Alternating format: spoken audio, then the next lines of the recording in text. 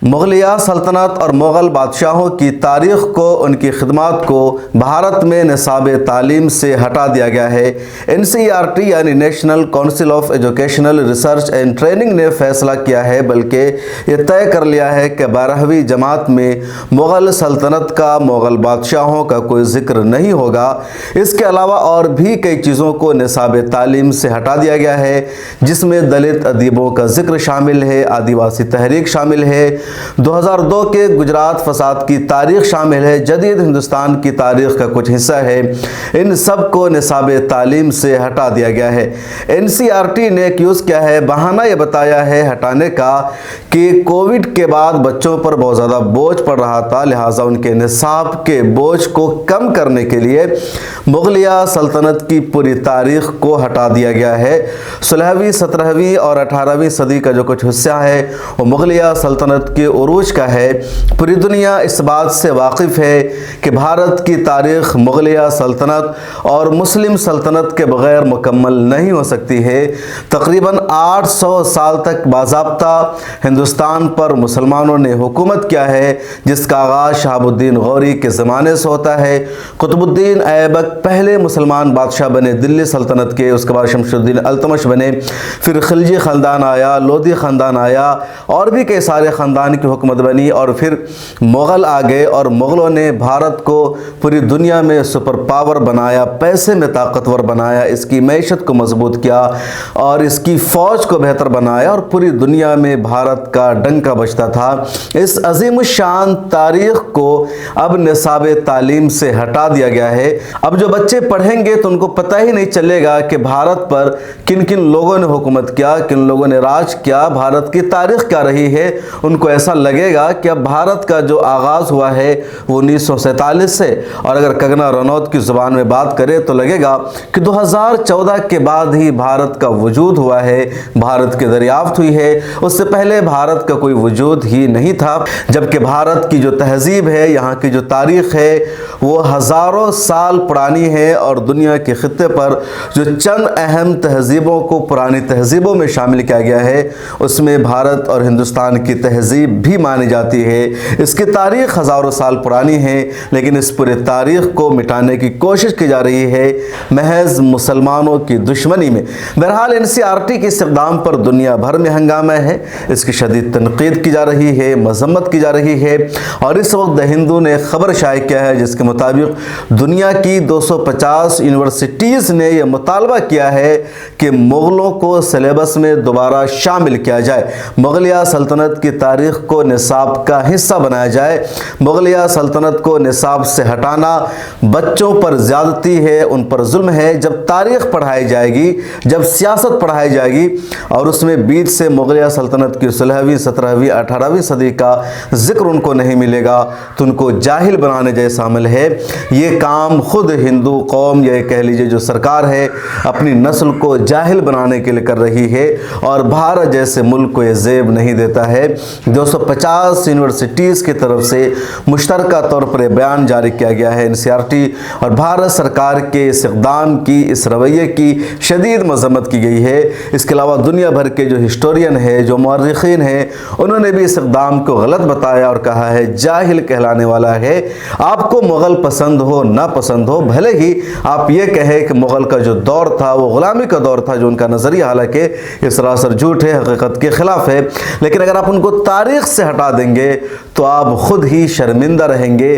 तारीख़ का दो फ़ायदा होता है, अगर आपकी तारीख़ रोशन है तो आप उसकी रोशनी में अपने मुस्तक़बिल को और बेहतर बना सकते हैं, और अगर आपको ये लगता है कि जो आपकी तारीख़ है वो नाकाम रही है, उस पर आपको शर्मिंदगी बेहतर हो सकती है, तो उस तारीख़ की रोशनी में आप अपने मुस्तक़बिल को बेहतर बनाने के लिए जिद्दोजहद करेंगे।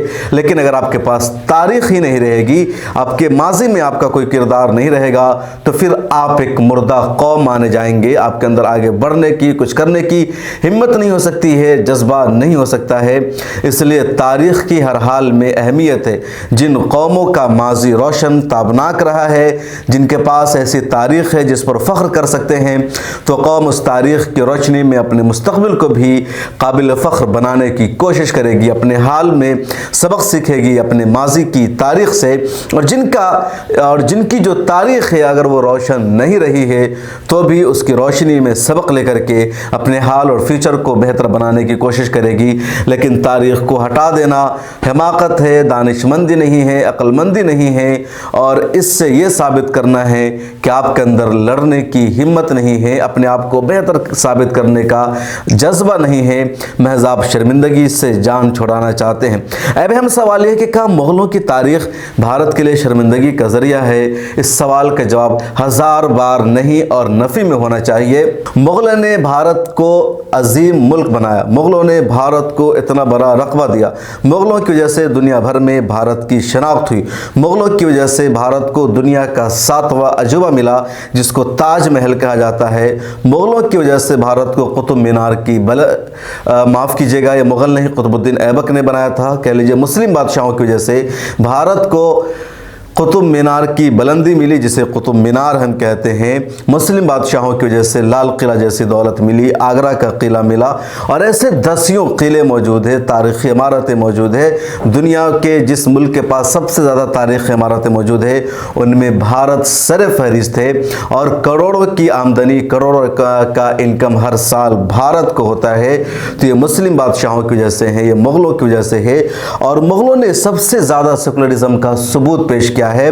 मुग़ल से बड़ा कोई सेकुलर बादशाह या कोई सेकुलर बादशाह हिंदुस्तान में अब तक नहीं आ पाई है। उन्होंने हिंदू मुसलमानों को मिलाने का काम किया, उन्होंने हिंदुओं को मंदिर बनाने के लिए जागीर अता की, उन्होंने हिंदुओं को मजहबी आज़ादी अता की, कभी उन पर कोई तरह का दबाव नहीं डाला। उनकी फ़ौज में, उनकी आर्मी में सारे हिंदुस्तानी शहरी यानी राजपूत, ब्राह्मण यही लोग होते थे, और सब ने काम किया है, उनके एडवाइज़र बनकर काम किया है।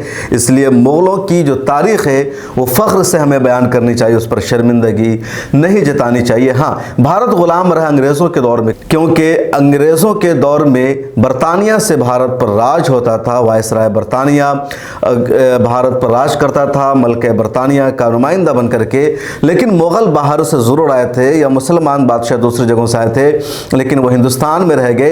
हिंदुस्तान से इनकम करके उन्होंने हिंदुस्तान की ही तामीर और तरक्की पर खर्च किया, हिंदुस्तान की मिट्टी में दफन हो गए, कहीं और से भारत पर उन्होंने रोल नहीं किया। इसलिए वो ओरिजिनल हुकूमत थी और वो भारत के सच्चे वफादार थे। लेकिन अंग्रेज़ लंदन से, इंग्लैंड से बैठकर हम पर हुकूमत कर रहे थे, हमारी दौलत को अपने मुल्कों में जाकर खर्च कर रहे थे, हमसे टैक्स लेकर के वो अपने यहाँ लगा रहे थे, अपने मुल्क को बेहतर बना रहे थे। तो वो ग़ुलामी का दौर था, मुग़लों का, मुस्लिम बादशाहों का दौर। हमारा अपना दौर था, वो ग़ुलामी का दौर नहीं था। इसलिए उस तारीख़ पर फ़ख्र करने की ज़रूरत है, नज़रिया को समझने की ज़रूरत है। इस वीडियो में इतना ही। आप इस बारे में क्या सोचते हैं कमेंट सेक्शन में ज़रूर लिखेगा। अगर आप हमें यूट्यूब पर देख रहे हैं तो सब्सक्राइब कीजिए, फेसबुक पर देख रहे हैं तो पेज को फॉलो कीजिए, और एक आखिरी दरख्वास्त है कि मिल्लत टाइम्स को फाइनेंशियली सपोर्ट कीजिए ताकि हम ज़्यादा से ज़्यादा मजबूत हो सकें और इसी तरह हकीकत पर मबनी ख़बरें और तज्ज़िया आपको बता सकें। अस्सलाम वालेकुम रहमतुल्लाहि व बरकातुहू।